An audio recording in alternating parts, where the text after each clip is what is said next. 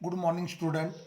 मागच्या लेक्चरमध्ये आपण कनेक्शन्स ऑफ रजिस्टर स्टडी केलेत. Resistance in series, resistance in parallel.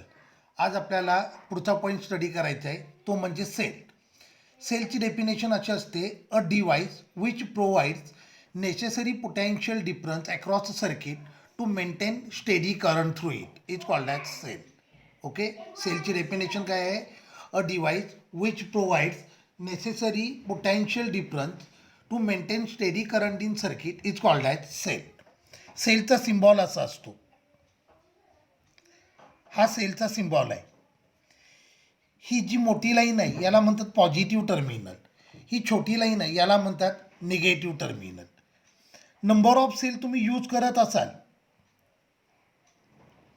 Number of sale जर तुम्ही त्याला यूज करत असाल तर याला म्हणतात बॅटरी. आता या बॅटरीमध्ये 3 सेल यूज केलेत मी, तर याला काय म्हणायचं? बॅटरी. जर सपोज करा असं असेल, number of cells are use N number of cells are use, तर याला म्हणतात हाय टेन्शन बॅटरी. लक्षात आलं? Cell is a device which provides necessary potential difference to maintain steady current in circuit. Clear झालं?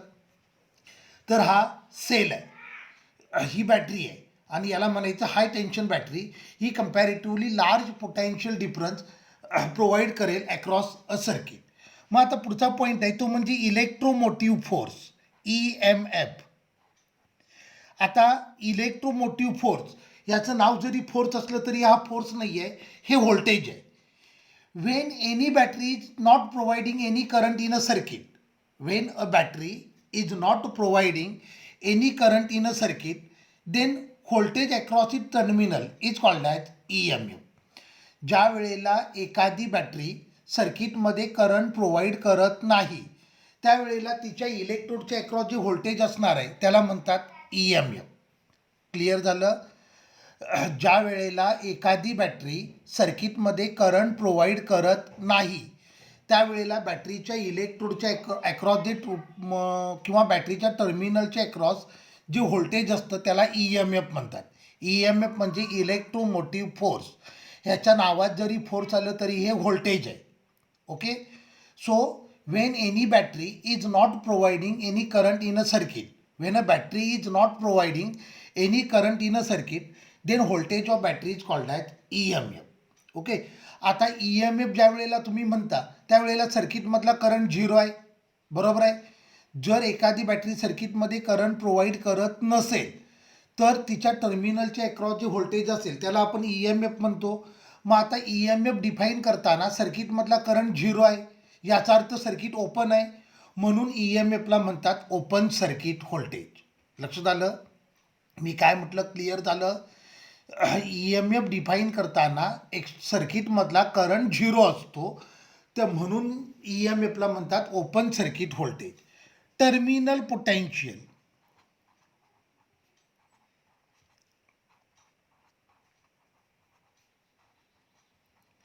पुढची definition terminal potential. When battery is providing certain current in a circuit then voltage is called as terminal potential. When battery is providing some current in a circuit then voltage of battery is called as terminal potential. एखादी battery ज्या वेळेला सर्किटमध्ये current provide करते त्यावेळेला बॅटरीच्या टर्मिनलच्या अक्रॉसचं जे voltage असणार आहे त्याला आपण म्हणतो टर्मिनल पोटेन्शियल. आता टर्मिनल पोटेन्शियल ज्या वेळेला तुम्ही डिफाईन करता त्यावेळेला सर्किटमध्ये काहीतरी करंट असतो, म्हणजे सर्किट क्लोज असतं, म्हणून टर्मिनल पोटेन्शियलला म्हणतात क्लोज्ड सर्किट व्होल्टेज. मी काय म्हटलं कळलं? EMF आणि टर्मिनल पोटेन्शियलमधला डिफरन्स लक्षात आला? ज्या वेळेला सर्किटमध्ये करंट नसतो, ज्या वेळेला सर्किटमधला करंट 0 असतो त्यावेळेला बॅटरीची इलेक्ट्रोड्स आहेत त्यांच्या अक्रॉसचं जे व्होल्टेज असतं त्याला म्हणतात EMF, इलेक्ट्रोमोटिव्ह फोर्स. ज्या वेळेला एखादी बॅटरी सर्किटमध्ये करंट प्रोव्हाइड करते त्यावेळेला तिच्या इलेक्ट्रोडच्या अक्रॉसचं जे व्होल्टेज असेल त्याला आपण म्हणतो टर्मिनल पोटेन्शियल. आता ज्या वेळेला सर्किटमध्ये करंट नसतो त्यावेळेला सर्किट ओपन असतं, म्हणून EMFला म्हणतात ओपन सर्किट व्होल्टेज. ज्या वेळेला सर्किटमध्ये करंट असतो याचा अर्थ ते सर्किट क्लोज असतं, बरोबर आहे.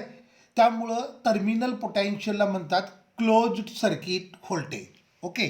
इंटरनल रेजिस्टन्स,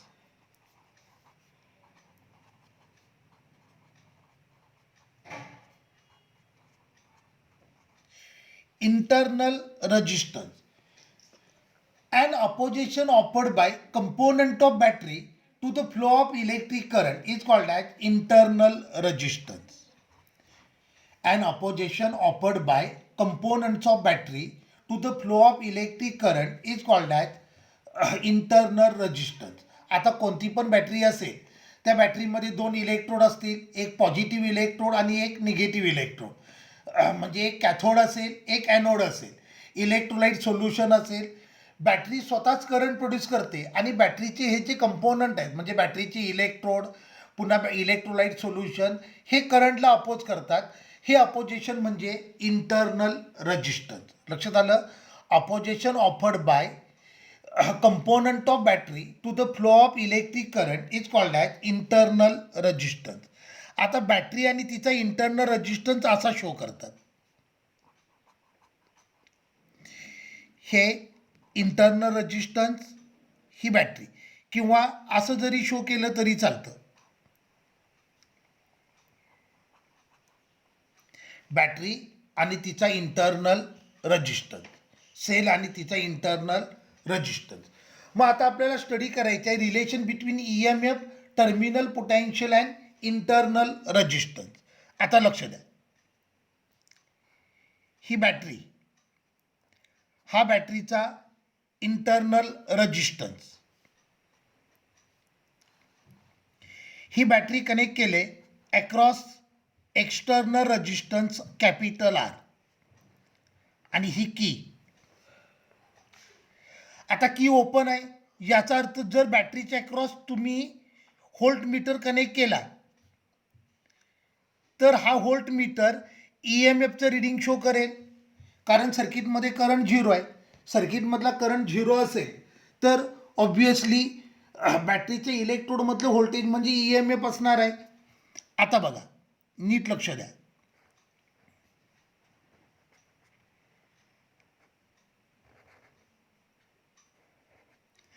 हा बॅटरीच्या अक्रॉस मी व्होल्ट मीटर कनेक्ट केला. हा एक्सटर्नल रेजिस्टन्स आणि ही की. आता सपोज करा की क्लोज केली, याचा अर्थ सर्किटमध्ये करंट फ्लो होतोय. त्यावेळेला बॅटरीच्या टर्मिनलच्या अक्रॉस जे व्होल्टेज असेल ते म्हणजे टर्मिनल पोटेन्शियल असेल. बरोबर आहे. इथे सर्किट ओपन आहे कारण सर्किटमध्ये करंट नाही आहे. त्यावेळेला व्होल्ट मीटर कुणाचं रिडिंग शो करेल? EMFचं रिडिंग शो करेल.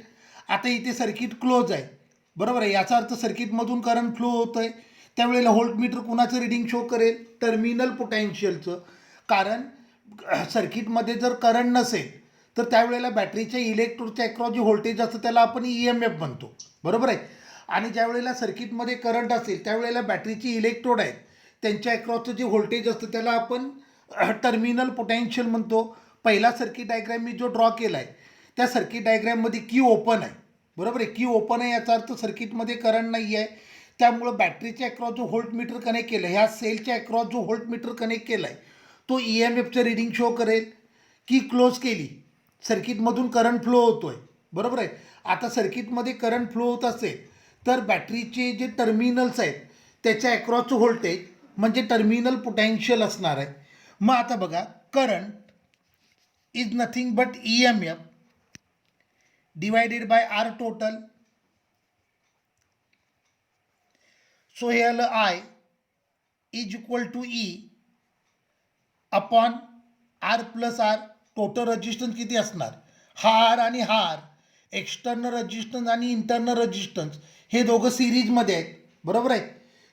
एक्सटर्नल रेजिस्टन्स आणि इंटरनल रेजिस्टन्स सिरीजमध्ये आहे. त्यामुळे टोटल रेजिस्टन्स किती आला? R plus R. Therefore E is equal to I into bracket R plus R. So E is equal to हे आलं IR प्लस IR. आता IR म्हणजे voltage according to Ohm's law V is equal to IR. म्हणजे IR म्हणजे काय असणार? Terminal potential Therefore E is equal to V plus IR. Therefore V is equal to E minus IR.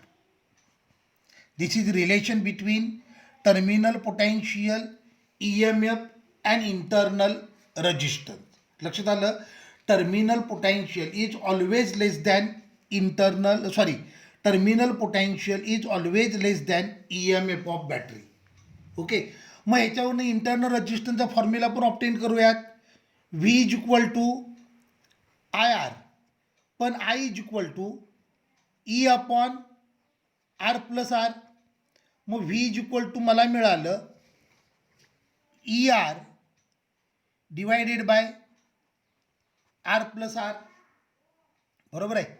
Therefore ER upon V is equal to R plus R. Therefore small r is equal to ER upon V minus R. So R is equal to R common घेतो म्हणजे हे आलं E upon V -1. So this is formula for internal resistance. R into bracket E upon V -1. R म्हणजे external resistance, E म्हणजे EMF, small r म्हणजे small v म्हणजे terminal potential आणि R म्हणजे इंटरनल रेजिस्टन्स. ओके, आता बघा मी काही थेरीवाले पॉईंट सांगतो. EMF ऑफ बॅटरी कशावर डिपेंड असेल बघा. EMF of battery will depend upon nature of electrode. Nature of electrode म्हणजे इलेक्ट्रोड कोणत्या मटेरियलपासून बनलेत, ते झिंकचे आहेत, कॉपरचे आहेत, ॲल्युमिनियमचे आहेत, त्यावर डिपेंड असेल. So EMF of battery will depend upon nature of electrode. It will depend upon nature and concentration of electrolyte solution. तुम्ही इलेक्ट्रोलाइट सोल्युशन कोणतं यूज करताय, CuSO4 यूज करताय की NaCl यूज करताय, त्यावर डिपेंड असेल. त्याच्या कॉन्सन्ट्रेशनवर पण डिपेंड असेल. आणि EMF डिपेंड असतो टेम्परेचरवर. Okay, so EMF will depend upon 3 factor: nature of electrode, then nature and concentration of electrolyte solution, and it will depend upon temperature. EMF कशावर डिपेंड नसतो. EMF is independent of size of battery. It is independent of quantity of electrolyte solution. It is independent of distance between two electrodes. It is independent of surface area of electrode in contact with electrolyte solution.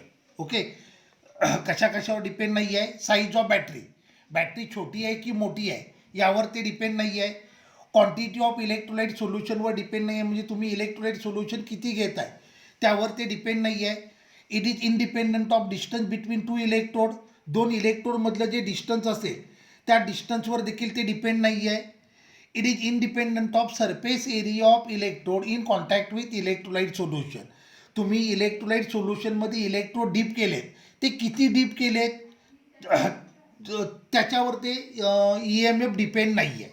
आता internal resistance बघा. Internal resistance will depend upon distance between 2 electrode. बॅटरीचे जे 2 electrode आहेत त्यावर त्यांच्यातलं जे distance असेल त्यावर इंटरनल रेजिस्टन्स डिपेंड असेल. And internal resistance is directly proportional to distance between 2 electrode. 2 इलेक्ट्रोडमधलं डिस्टन्स जर जास्त असेल तर इंटरनल रेजिस्टन्स पण जास्त असेल. 2 इलेक्ट्रोडमधलं डिस्टन्स कमी असेल तर इंटरनल रेजिस्टन्स देखील कमी असेल. So internal resistance will depend upon distance between 2 electrode. It will depend upon nature of electrode. Nature of electrode म्हणजे nature of material of electrode. तुम्ही कोणतं मटेरियल यूज करताय, कॉपरचा इलेक्ट्रोड यूज करताय, झिंकचा इलेक्ट्रोड यूज करताय, ॲल्युमिनियमचा electrode use करताय, त्यावर depend असेल. It will depend upon area of electrode inside electrolyte solution. Okay, electrolyte सोल्युशनमध्ये डीप केलेत, ते किती डीप केलेत त्यावर देखील इंटरनल रेजिस्टन्स डिपेंड असेल. And it is inversely proportional to A. Okay, जेवढा area of electrode in contact with electrolyte solution कमी असेल तेवढं इंटरनल रेजिस्टन्स जास्त असेल. It will depend upon nature and concentration of electrolyte solution. Okay, R is directly proportional to concentration of electrolyte solution. Electrolyte सोल्युशनचं concentration जेवढं जास्त असेल तेवढा इंटरनल रेजिस्टन्स जास्त असेल and it will depend upon temperature. R is inversely proportional to temperature. Temperature increase झालं की internal resistance काय होतो, डिक्रीज होतो. तर हे पॉईंट पुन्हा एकदा मी रिवाईज करतो. बघा, ई एम एफ कोणत्या कोणत्या फॅक्टरवर डिपेंड असतो. E M F will depend upon nature of electrode. It will depend upon nature and concentration of electrolyte solution. It will depend upon temperature. E M F कशावर depend नसतो. It is independent of size of battery. It is independent of quantity of electrolyte solution. It is independent of distance between two electrode. It is independent of surface area of electrode in contact with electrolyte solution. Internal resistance कशावर depend असतो. Internal resistance will depend upon distance between two electrode. R is directly proportional to D. It will depend upon nature of electrode. It will depend upon area of electrode inside electrolyte solution. R is inversely proportional to A. Then it will depend upon distance between it will depend upon nature and concentration of electrolyte solution. R is directly proportional to C. It will depend upon temperature. R is inversely proportional to T. Clear झालं. Okay, मग आता आपल्याला study करायचं एक important point, grouping of batteries, grouping of sale.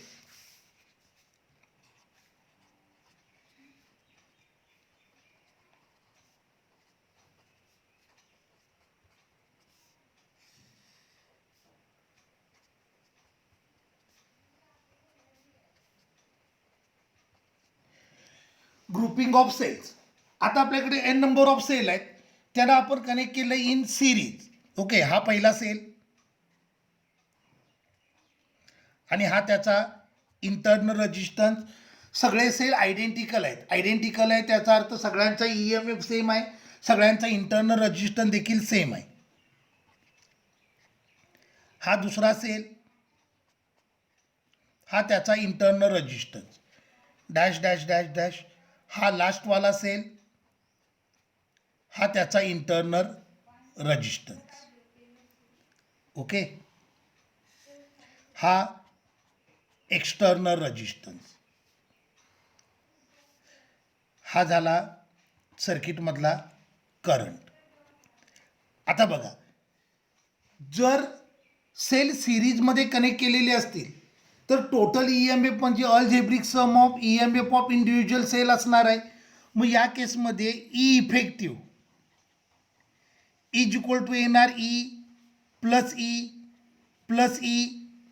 Dash dash dash. हे किती वेळेला, असे एन सेल आहेत म्हणजे एन टाइम्स येणार. बरोबर आहे. ज्या वेळेला नंबर ऑफ सेलना सिरीजमध्ये कनेक्ट केलेलं असतं त्यावेळेला ई एम एफ म्हणजे algebraic sum of E M F of individual battery असणार आहे. मग ई इफेक्टिव्ह किती आलं, ई प्लस ई असं एन टाइम्स आलं. मग ई इफेक्टिव्ह आलं एन टाइम्स ई. बरोबर आहे. आता रजिस्टर सिरीजमध्ये असतील तर आर इफेक्टिव्ह सिरीजमध्ये कनेक्ट केला असेल तर टोटल रेजिस्टन्स किती असतो, algebraic sum of resistance of individual cell म्हणजे हे आलं R plus R n times. बरोबर आहे. जर नंबर ऑफ रेजिस्टन्स सिरीजमध्ये कनेक्ट केले असतील तर इक्वॅलंट रेजिस्टन्स किती असतो, R1 plus R2 up to RN. बरोबर आहे. मग इथे सगळे इंटरनल रेजिस्टन्स आहेत ते आयडेंटिकल आहेत म्हणजे आर इफेक्टिव्ह किती आलं, आर प्लस आर असं एन टाइम्स आलं. मग R effective is equal to आलं N R. Therefore R total.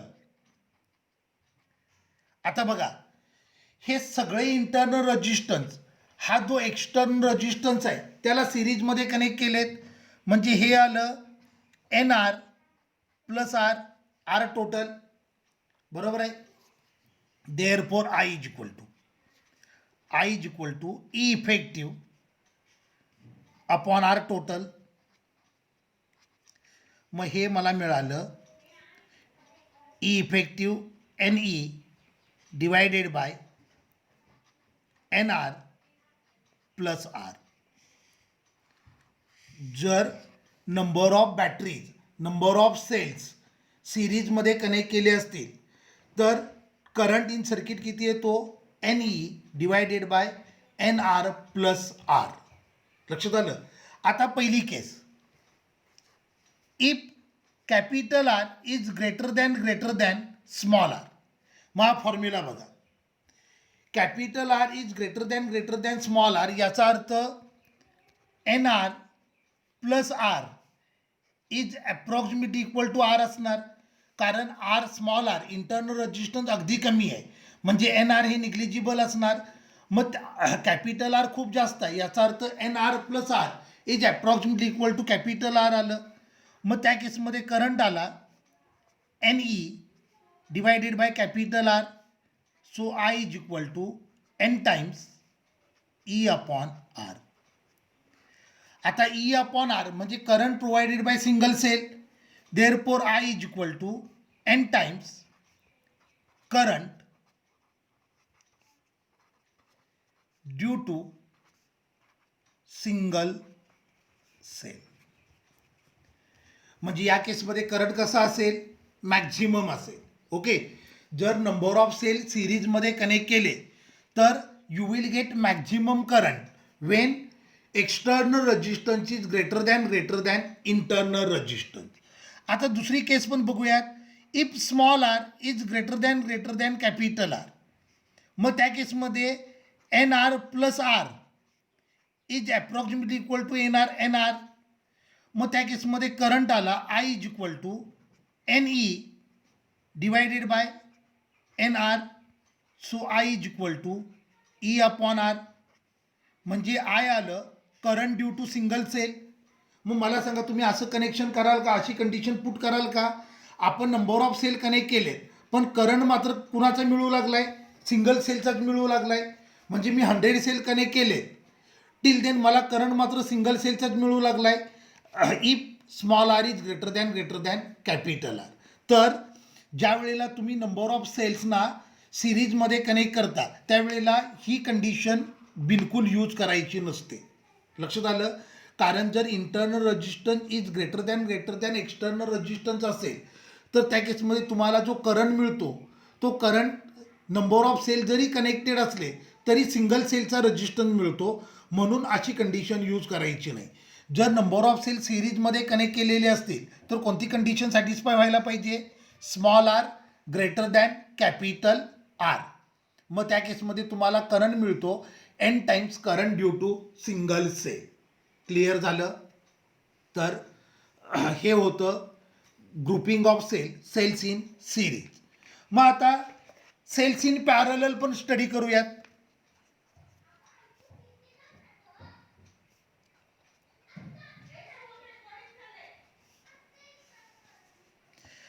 आता बघा,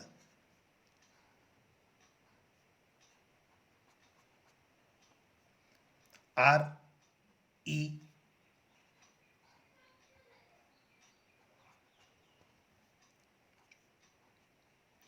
नंबर ऑफ सेल्स आहेत त्यांना आपण पॅरललमध्ये कनेक्ट केलंय.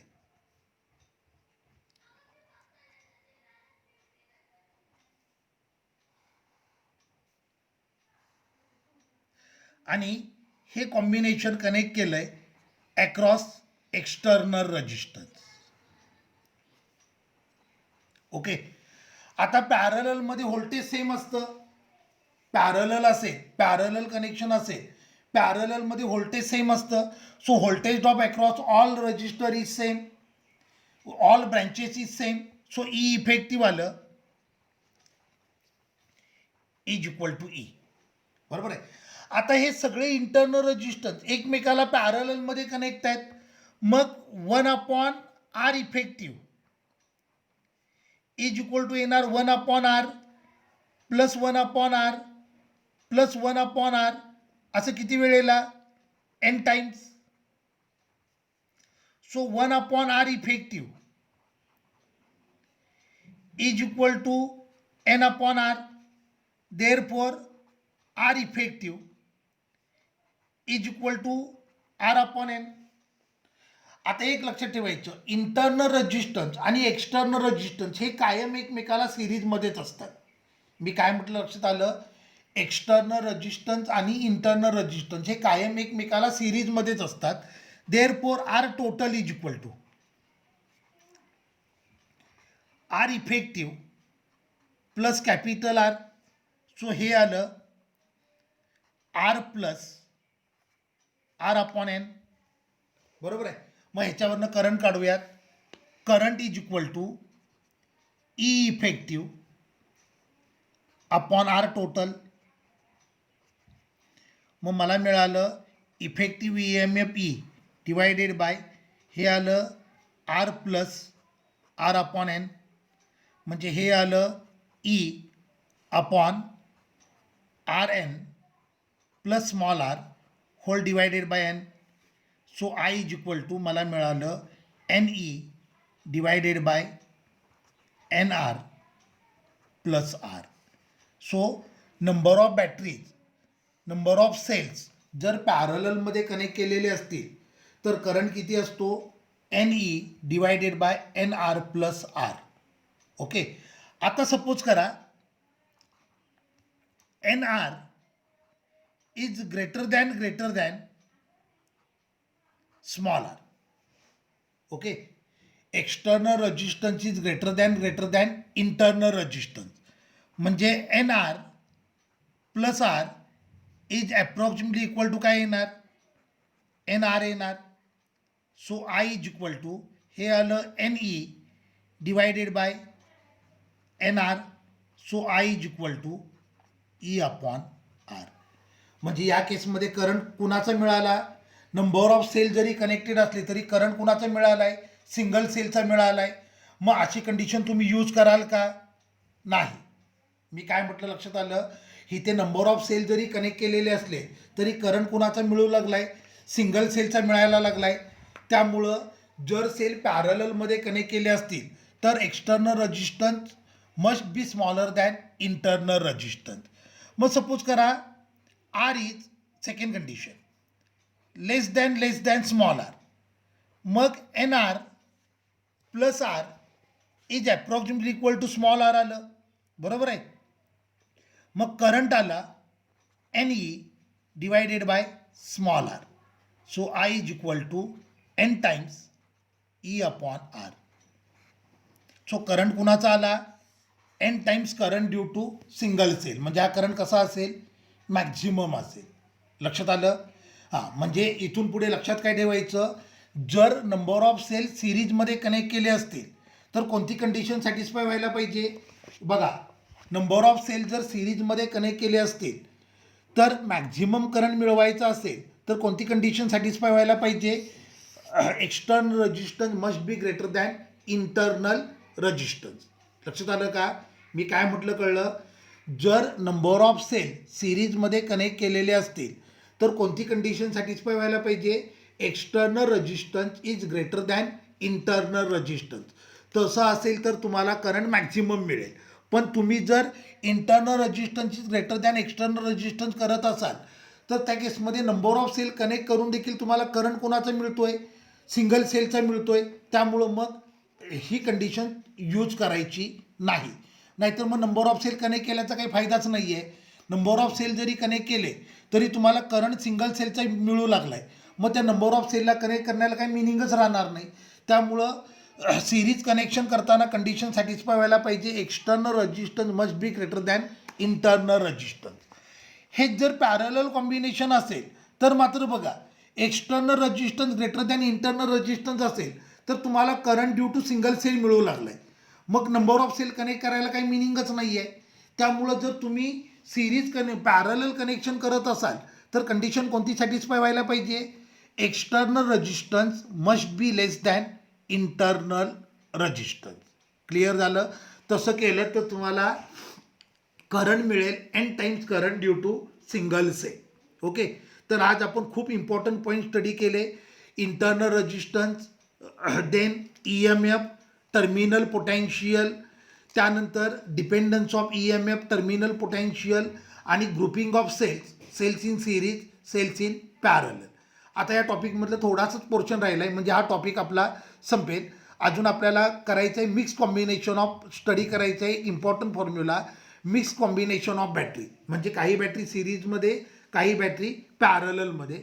मग हा आपला आणि त्यानंतर पॉवर वगैरेचे काही फॉर्म्युले आहेत, ते झाले की आपला हा टॉपिक संपेल. ठीक आहे, थांबूया.